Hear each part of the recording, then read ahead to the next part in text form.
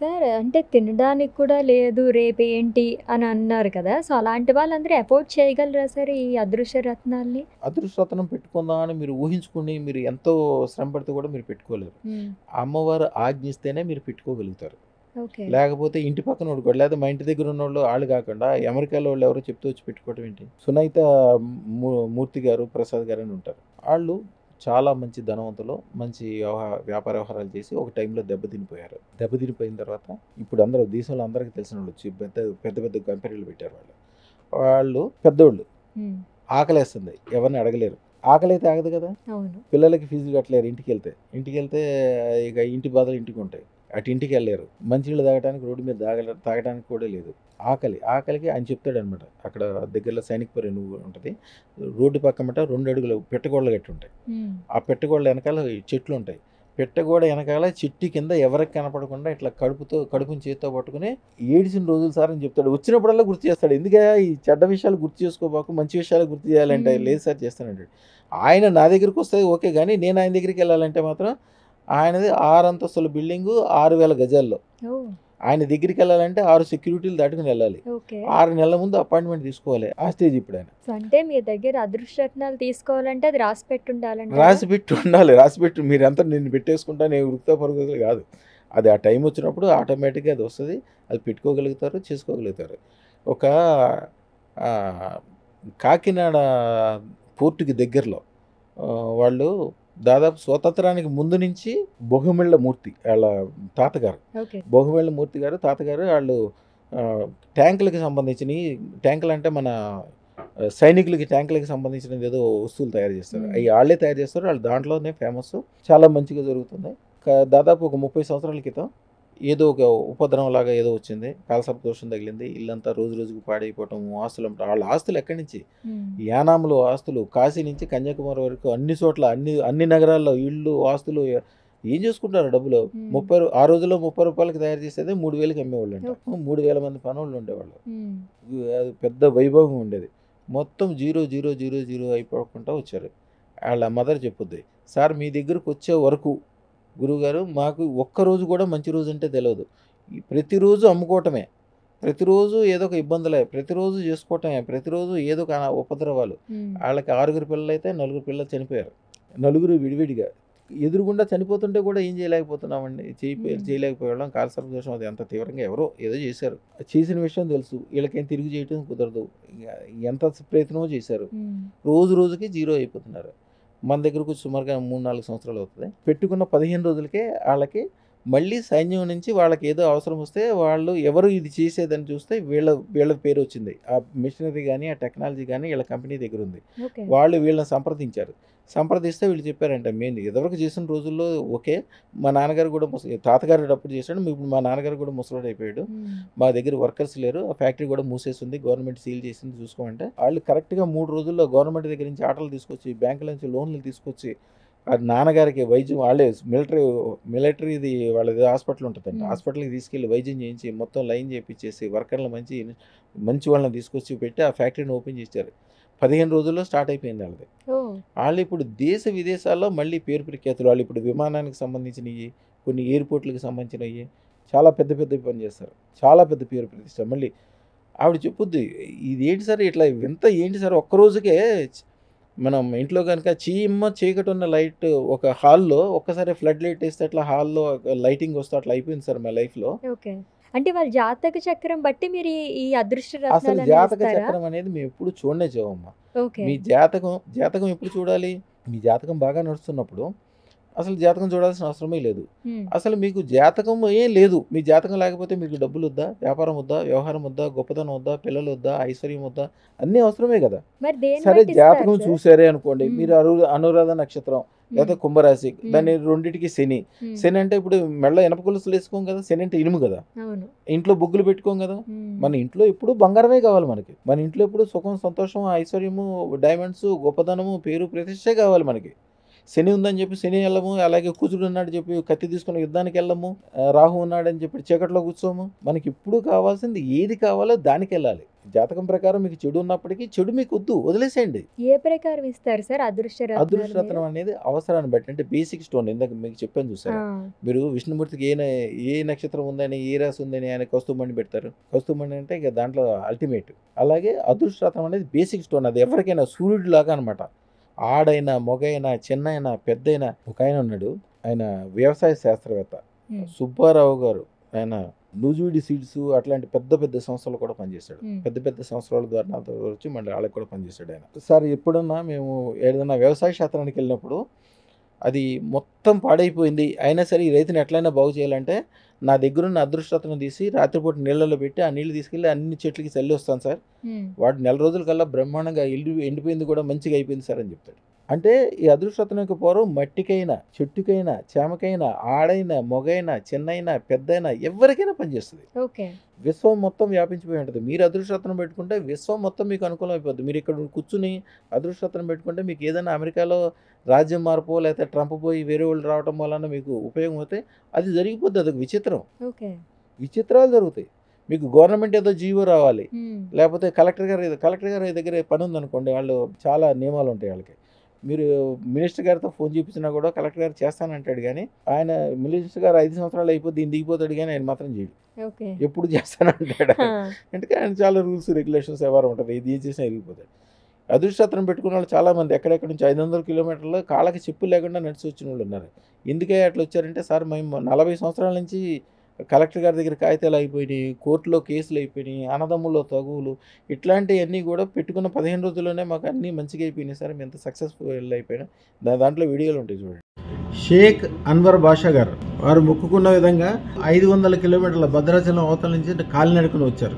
ఎన్ని రోజులు పట్టింది స్వామి? 4 రోజులు పట్టింది. ఎప్పుడు బయలుదేరారు నడకతోటి? శనివారం రోజు శనివారం బయలుదేరారు. ఎన్ని రోజులు పట్టింది మీకు ఇక్కడికి? శనివారం, ఆదివారం, సోమవారం మార్నింగ్ చేరుకున్నాం. అంటే రోజుకి ఎన్ని కిలోమీటర్లు నడిచారు? Non stop. నైట్ పూట ఏదైనా బస్ స్టాండ్లలో కొంచెం రెస్ట్ తీసుకోవడం, తింటాం, మళ్ళీ బయలుదేరాం. ఇవాళ మంచి రోజు, ఇవాళకి చేరుకోవాలని చెప్పేసి త్వరగా వచ్చేయడం.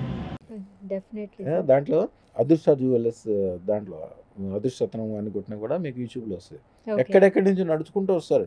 అదేంటే సరే ఓకే వచ్చావు కారులోనే మెళ్ళ రాసి, సరే తిరుపతికి ఎట్టయితే నడిచి వెళ్తాము, మీ దగ్గర మీరే మాకు దేవుడు సార్, కాళ్ళకి చెప్పులు లేకుండా ఎందుకు వస్తామో తెలుసు కదా సార్, దేవుడికి వెళ్ళేటప్పుడు చెప్పులు లేకుండా వస్తాం సార్. నిజంగా కానీ ఎవరు అట్లా చేయొద్దు. హాయిగా చక్కగా నేను ఎప్పుడు కూడా మనుషులు కార్లు కూడా తిరగొద్దు, వీలున్న వరకు ఫ్లైట్లో తిరగండి. ద బెస్ట్ ప్లేస్లో ఉండి బెస్ట్ వారితో ఉండండి. అవసరం ఉన్నా లేకపోయినా భార్య పిల్లల్ని తీసుకుని వీలున్నంత వరకు స్టార్ హోటల్కి వెళ్ళి రండి. ఎంత ఖర్చు పెట్టగలిగితే అంత ఖర్చు పెట్టుకోండి. ఓట అంటే బావిలో నీరు మీరు తోడితే బావిలో నీరు అయిపోదు, కొత్త నీరు వస్తుంది, తీయగా ఉంటుంది. అదృష్టరత్నం ఉన్న చోట మీరు మళ్ళీ వెనక్కి తిరిగి చూసుకోవాల్సిన సందర్భం లేదు. సంవత్సరానికి ఒకసారి ప్రపంచవ్యాప్తి చేసుకోండి, చక్కగా యాత్రలకు వెళ్ళండి. అందరూ ఏమంటారంటే మీరు అన్నారు చాలా కష్టపడితే మంచిది కదండి, బాగుపడతారు కదండి. కష్టపడిన వాళ్ళు ఎవరూ బాగుపడరు అనే విషయం మీకు తెలిసిపోయిందా? ఒక నిరూపణ చెప్పే కదా, కష్టపడిన వాళ్ళు ఎవ్వరూ బాగుపడరు. కష్టపడ్డాడు మ్యాక్సిమం వీడు కష్టపడిపోతున్నాడు అంటే వాడికి కెరీర్ ఎక్కడ అయిపోయింది అనమాట. అంటే ఇంక దాన్ని దాటి వెళ్ళలేడు ముందుకి. మీకు చెప్పాను చూడండి, మా వాళ్ళకి ఎవరికి ఫోన్ చేసినా సరే మాకు పనే ఉంది సార్ అంటారు. అంత పెద్ద పనులు చేసుకుంటూ కూడా. ఒక ఆయన యూనివర్సిటీ ప్రొఫెసర్ గారు వచ్చాడు ఒకసారి నా దగ్గరికి. ప్రొఫెసర్ గారు అంటే ఎంతో తెలివినోడు, జుట్టు పండిపోయింది, నేషనల్ అవార్డులు వచ్చినాయి. ఆయన ఇదే వాదన పెట్టుకుంటాడు, సార్ నాకు పని ఎక్కువ ఉంది సార్, నాకు 24 గంటలు పని చేస్తాను సార్. ఆయన పేరు హరిమూర్తి గారు. హరిమూర్తి గారు అంటే మీకు యూట్యూబ్లో అన్ని చోట్ల వస్తుంది. నేషనల్ అవార్డు తీసుకున్నాడు, రాష్ట్రపతి అవార్డు తీసుకున్నాడు. హడావుడిగా అది ఇది వాళ్ళ అబ్బాయి డాక్టర్, వాళ్ళ అమ్మాయి కూడా డాక్టర్, 3 కలిసి వచ్చి ఇదే వాదన. వాళ్ళు పెద్దోళ్ళు, నేనేం ఎవరితో కూడా 5 నిమిషాలు మించి మాట్లాడను, 1 నిమిషం 2 నిమిషాలు మాట్లాడతాం ఎక్కువ. ఎంత సంజాయించినా వాళ్ళు అదే మాట, అదే వ్యవహారం. మీరు అన్నట్టే పని, కష్టము, వ్యవహారము, టెన్షను, లేకపోతే ఎక్కువ పని, ఏదేదో దీని గురించి ఎంతో చెప్తారు. మనం చెప్పింది అంటే వాళ్ళు ఒక స్థితిలో ఉంటారు, మనం చెప్పింది ఎక్కదు వాళ్ళకి. వాళ్ళు అందరికీ చెప్పడం అలవాటే ఉంటారు. డాక్టర్ దగ్గరికి వెళ్ళామనుకోండి, డాక్టర్ ఎవరైనా మాట వింటాడా? డాక్టర్ రాగానే అందరు లేచి దండం పెడతారు. వాళ్ళు పేషెంట్ మాట వినరు, పేషెంట్ వాళ్ళ మాట వినాలి. ఇక ప్రొఫెసర్ గారు అంటే నీళ్ళేమైనా ఉంటుంది. తర్వాత అంతలోకి 5 నిమిషాల్లో ఒక పెద్ద ఆయన వచ్చాడు. ఆయనకి 4 గన్మెన్లు ఉన్నారు. దూరంగా చెట్టు కింద షాప్ అది ఆఫ్ చేసి, వెనకాల కాన్వాయిని కూడా ఆఫ్ చేసి దూరంగా పెట్టి అందరూ సైలెంట్గా ఉండండి, గురువు గారికి కోపం వస్తుందని చెప్పి ఇట్లా చేతులు ఆయన ఎప్పుడు వచ్చినా కూడా ఇట్లా చేతులు దండం పెట్టుకుంటూ వస్తాడు లోపలికి. చేతులు ఓకే. దండం పెట్టుకుంటే లోపలికి వచ్చి ఆయన ఏదో సమస్య ఉంటే మాట్లాడుకొని కాళ్ళకి దండం పెట్టుకుని ఆయన ఏదో ఇవ్వాల్సింది ఇచ్చి అమ్మవారికి ఏదో స్వీట్లు ఇచ్చేసి దండం పెట్టి కామ్గా ఇట్లా భయం భక్తిగా వెళ్ళిపోయాడు. ఓకే. వెళ్ళిపోయిన తర్వాత ప్రొఫెసర్ గారే వచ్చాడు. ప్రొఫెసర్ గారు వచ్చి సార్ అని చెప్పి దండం పెట్టి రత్నాలు తీసుకుని వెళ్ళిపోయాడు. నేను వెనక్కి పిలిచి అడిగా, మరి ఇందాక నుంచి వాదన చేస్తున్నారు ఇప్పుడు ఎందుకంటే అంటే, సార్ ఇప్పుడు మీ దగ్గరికి వచ్చి సైలెంట్గా దండం పెట్టి ఎవరైతే వెళ్ళారో ఆయన దగ్గర మాలాంటి వాళ్ళు వేల మంది పనిచేస్తారు సార్. ఆయన దగ్గరికి వెళ్ళటానికి కూడా మాకు అర్హత లేదు. ఆయనే వచ్చి మీ దగ్గర దండం పెట్టుకుని కామ్గా నోరు మూసుకుని వెళ్తున్నాడు. అసలు ఎంత భక్తిగా శ్రద్ధగా వెళ్తున్నాడు, మేము ఎంత వాదన చేసి మాట్లాడుతున్నాం అంటే ఇక ఇక నాకే ఇప్పుడు ఆ పిల్లలిద్దరూ కలిసి అమెరికాలో పెద్ద హాస్పిటల్ పెట్టుకున్నారు. ఓహ్! నైస్. ఆయనకి హాయిగా ఆరాంగా నెలకు ఒక 10 కోట్ల రూపాయలు రెంట్లు వస్తాయి పెద్ద చోట నుంచి. అంటే ప్రొఫెసర్ గారు ఆ వృత్తి మానేసి ఒక ఇండస్ట్రీకి సంబంధించిన ఫార్ములా కనుక్కొని ఫార్మాస్యూటికల్స్లో ఒక సెపరేట్ సిస్టమ్ తయారు చేసుకున్నాడు. చాలా మంచి సక్సెస్ఫుల్ ఉన్నారు. ఇప్పుడు కూడా కష్టపడితే లాభం వస్తుంది అనేది ఎప్పుడు మర్చిపోండి. పిల్లల్ని మీరు కష్టపడి చదవండి, కష్టపడి ఉద్యోగం చేయండి. కష్టం చేసిన వాళ్ళు కష్టం చేస్తే ఆరోగ్యానికి పొద్దున్నే లెగవాలి, చక్కగా నడక నడవాలి. తర్వాత మీరు డెసిషన్లు తీసుకునేది కరెక్ట్గా తీసుకోవాలి. ఎక్కువ శ్రమ పడేవాడు డెసిషన్లు తీసుకోవడం మైండ్ పనిచేయదు వాళ్ళకి. మిలికిలు ఆలోచించడము, దాని లోతుకి వెళ్ళటము వాళ్ళకి అవకాశం ఉండదు. నా దగ్గరికి వచ్చిన వాళ్ళు ఎవరిని కష్టపడద్దని చెప్తా. అతి ఓకే. తక్కువ చదువు కూడా ఈ మార్వాడీలు ఉంటారు, సింధీస్ ఉంటారు, జైన్స్ ఉంటారు నా దగ్గర ఎంతోమంది. ఆ 7వ తరగతి కూడా పాస్ అవ్వరు ఎవరు. అక్కడికి వెళ్ళి చూస్తే ఒకసారి నేను బేగం బజార్కి ఎక్కడి నుంచో గుడి దగ్గర నుంచి వస్తుంటే బేగం బజార్ రాత్రి 12 గంటలకి వస్తుంటే ఆ టైంలో ఒక పెద్ద బట్టల షోరూమ్ 6 అంతస్తులు ఉంది. మొత్తం షోరూమ్ నిండా రోజల్లా ఉంటుందంట, 24 అవర్స్ ఉంటుందంట. ఓకే. అది ఏదో సరే చూద్దామని చెప్పి సరే ఎవరికైనా దానం కోసం బట్టలు అవన్నీ శాలువాలు అవన్నీ తీసుకుంటాం అని చూద్దాం లోపలికి వెళ్తే పైన 6వ అంతస్తు నుంచి రాత్రి 12 గంటలకి ఆయన పైనుంచి పైన కిందకి పరిగెత్తుకు వచ్చాడు. ఆ షాప్ ఓనర్ అంట. వాళ్ళు చెప్తున్నారు కొంతమంది, మా ఓనర్ గారిని మేమే ఎప్పుడు చూడలేదు సార్ అని.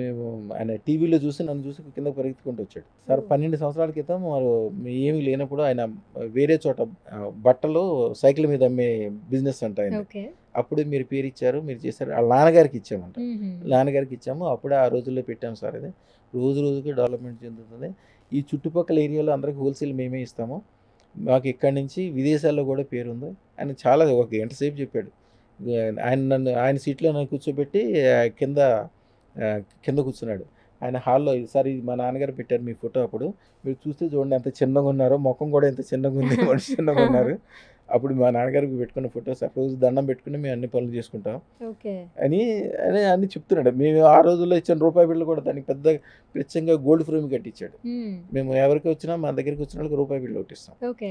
మన దగ్గర నుంచి మన చిన్నప్పటి నుంచి అంతే. మన చేతిలో నేను అక్షయ తిథి రోజున పుట్టా, అక్షయ సిద్ధి పొందా. మన చేతిలోంచి ఎవరైనా రూపాయి తీసుకుంటే వాళ్ళ జీవితంలో మళ్ళీ ఎప్పుడు రూపాయి గురించి వెనక తిరిగి చూసేదే ఉండనే ఉండదు వాళ్ళ జీవితంలో. ఓకే. ఈ డబ్బులు ఏం చేసుకోవాలి, ఈ ఆస్తులు ఏం చేసుకోవాలి, అట్లాంటి ఆలోచన తప్పితే ఇంక మళ్ళీ డబ్బుల కోసం వెనక తిరిగి చూడటము, అప్పు చేయటము, లేకపోతే వాళ్ళ చెయ్యి పైన ఉంచడం తప్పితే కింద పెట్టే సందర్భమే రాదు వాళ్ళ జీవితంలో. ఇప్పుడు తీసుకొచ్చారా సార్ అని మీరు తీసుకుంటారా? తప్పకుండా ఇస్తానమ్మా. ఆ సందర్భమే రాదు, అన్ని రకాలుగా మంచిగా అవుతుంది అని చెప్తాడు అన్నమాట. ఒక ఆయన బెంగళూరులో ఒక ఆయన ఉంటాడు. మన దగ్గర యాక్చువల్గా హైదరాబాద్లో ఉన్నప్పుడు గ్రానైట్ పని చేసేవాడు. ఓకే. మన దగ్గర అదృష్టం పెట్టుకున్నాక అంతకుముందు తాగుడు అవన్నీ అలవాట్లు ఉన్నాయి, అన్నీ వదిలేశాడు. చక్కగా పెట్టుకుని మంచి బిల్డర్ అయ్యాడు. ఎయిర్పోర్ట్ వెళ్ళే దారిలో, నేను చెప్పేది 5-6 సంవత్సరాల క్రితం సంగతి. ఎయిర్పోర్ట్ వెళ్ళే దారిలో 200 కోట్లు పెట్టి ల్యాండ్ తీసుకుని దాంట్లో మంచి గెస్ట్ హౌస్ కట్టుకున్నాడు. ఏదో ఒక సందర్భంలో నేను బెంగళూరు వెళ్ళినప్పుడు ఆయన గెస్ట్ హౌస్కి తీసుకెళ్ళాడు. ఆయనకి ఉత్సాహం, నేను ఎట్లా చూపించాలని చెప్పి వెళ్ళి చూస్తే ఒక పెద్ద హాల్ 20x20 కంటే పెద్ద హాల్ కట్టాడు. ఆ హాల్లో ఒక పెద్ద గోడ నిండా గోల్డ్ ఫ్రేమ్ లాగా చేపించి దాంట్లో నేను ఇచ్చిన రూపాయి బిళ్ళ పెట్టుకున్నాడు. అక్కడ ప్రతిరోజు దాన్ని దండం పెట్టుకుని పైకి వెళ్తాడంట పనికి వెళ్ళేటప్పుడు. ఆయన గురించి నేను నా వీడియోలో చెప్తే దాదాపు ఒక 100 మంది ఫోన్ చేశారు. సార్ ఆయనే నా గొప్ప, ఆయనకంటే గొప్పగా వాళ్ళు అందరు ఫ్యాక్టరీలో పెట్టుకున్న వీడియోలు, వాళ్ళ టేబుల్ మీద పెట్టుకున్న వీడియోలు, వాళ్ళు రోజు పూజ చేసే విధానము అన్నీ కూడా అందరూ పెట్టారు. ఒక డాక్టర్ గారు, ఆయన పేరు ప్రశాంతమూర్తి గారు. యాక్చువల్గా ప్రశాంతమూర్తి గారు ఆయన పేరు కాదు, ఆయన పేరు నాకు తెలియదు. వాళ్ళ మిసెస్ పేరు ప్రశాంతి, ఈయన పేరు మూర్తి గారే ఉండొచ్చు. మనం ప్రశాంతమూర్తి గారు అనుకుంటాం. చాలా కష్టాల్లో ఉన్నప్పుడు మన దగ్గరకు వచ్చారు. సరే అదృష్టం పెట్టుకున్నారు. వాళ్ళ తర్వాత వాళ్ళ పిల్లల్ని అమెరికా పంపించారు. అమెరికాకి వెళ్ళేవాళ్ళు ముందుగా విదేశాలకు సంబంధించింది చాలా జాగ్రత్తగా. విదేశాలకు వెళ్ళిన వాళ్ళు ఎవరు గొప్ప అయిన వాళ్ళు చాలా తక్కువ మంది. విదేశాలకు వెళ్ళేటప్పుడు ఇక్కడేమో వీళ్ళు మహారాజులాగా మహారాణిలాగా తల్లిదండ్రులు డబ్బులు ఇస్తే కారులో మేళ్ళ తిరుగుకుంటూ బ్రహ్మాండంగా చూసుకుంటూ ఆ టయానికి వాళ్ళు తిండి పెడుతుంటారు, టిఫిన్లు ఇస్తుంటారు, బతిలాడి భోజనాలు అవును. పెడుతుంటారు. మహారాజులాగా, మహారాణిలాగా బతుకుతారు. అక్కడికెళ్ళి సరైన కాగితాలు లేక ఎక్కడో వరండాలో పడుకుని హ్మ్. ఏదేదో కష్టాలు పడుతూ అవును. చిన్నోళ్ళు అలాగే, పెద్దోళ్ళు అలాగే. 100కి 70% మంది అలాగే ఉంటారు. నా దగ్గర పెట్టుకున్న అదృష్టతను పెట్టుకున్న వెళ్ళినోళ్ళు చూడండి. అదృష్టతను పెట్టుకుని వెళ్ళినోళ్ళు ఆళ్ళ వీడియోలు కూడా ఉంటాయి.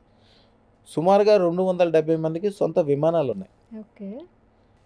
ఆళ్ళలో ఒక అమ్మాయి దగ్గరైతే 127 కిలోల బంగారం ఉంది. ఇక హ్మ్. డాక్టర్ గారి భార్య ఫ్యామిలీ ఎక్కడికెళ్ళిపోయిన తర్వాత అమ్మాయి నేను చెప్పానని చెప్పి, అమ్మ నీ దగ్గర 100 కిలోల బంగారం చేరుకుంటదని నేను మాట వరుసగా నేను చెప్పిన మాటని నమ్మి ఆవిడ 127 కిలోల బంగారం కొంది. ఓకే. ఆవిడ దగ్గర ఇప్పుడు. నైస్. ఆ! ఈ విధంగా పాజిటివ్‌లన్నీ కూడా పాజిటివ్ ఉన్న చోట ఇప్పుడు కరెంట్ లైట్ ఉన్న చోట లైటింగ్ వస్తది. హ్మ్. లేకపోతే చీకటే ఉంటది. అవును. ఇప్పుడు తిరుపతి తిరుమల దేవస్థానం ఉంది కదమ్మా! హ్మ్. దాంట్లో అందరికీ తెలిసిన పీవీఆర్‌కే ప్రసాద్ గారు ఎంత పేరు ప్రతిష్ట తెచ్చాడో. నేను ఢిల్లీలో ఉన్నప్పుడు పీవీఆర్‌కే ప్రసాద్ గారు నేను చిన్నోడినప్పటికీ ఆయనకి పెద్ద ఐఏఎస్ క్యాడర్స్ వాళ్ళు కాబట్టి వాళ్ళకి ఏపీ భవన్‌లో అన్ని అసౌకర్యాలుంటాయి. కానీ ఆయన ఎప్పుడు వచ్చి నా రూమ్‌లో నాతోటే ఉండేవాడు. ఓహ్! డాలర్ శేషాద్రి గారు. ఆయన జీవితంలో ఏ సమస్య వచ్చినా, ఏదొచ్చినా నాతోటే ఒక డాలర్ శేషాద్రి గారికి ఒకసారి ఏదో దీంట్లోనో కొద్దిగా పేరు ప్రతిష్ట దెబ్బతింటే, నేను ఊరుకోలా. దానికి ఏం చేయాలో చేస్తే కరెక్ట్‌గా 3 రోజుల్లోనే మళ్ళీ ఆయనకి మళ్ళీ ఆ స్థానంలో పేరు ప్రతిష్ట, వ్యవహారం మళ్ళీ పాత పదవికి రావటం మళ్ళీ ఎమ్మటే స్టార్ట్ అయిపోయింది. జలగ మంగళరావు గారు, హ్మ్. పివి నరసింహారావు గారు వీళ్ళందరూ మా తాతగారికి శిష్యులు. NT okay. రామారావు గారైతే ఆయన ప్రతి ఉగాదికి మా తాతగారికి బట్టలు పెట్టిన తర్వాతే ఉగాది చేసుకునేవాడు ఆయన. ఓహ్! ఒక రేంజ్ మనుషులందరూ కూడా ఒక సిస్టానికి అలవాటు పడి ఉంటారు. హ్మ్. ఒక బాలకృష్ణ గారు కావచ్చు, ఒక చిరంజీవి కావచ్చు. ద మోస్ట్ సక్సెస్‌ఫుల్ పీపుల్ మీకు బయట కనిపించేది సక్సెస్ ఒకటే కనిపిస్తది. దాని ఎనకాల వాళ్ళు పాటించే పద్ధతులుంటాయి. హ్మ్. వాళ్ళు నమస్కారం చేస్తే మీరైతే దండం పెడతారు మనస్ఫూర్తిగానే. ఆళ్ళు సాష్టాంగ నమస్కారం చేస్తారు.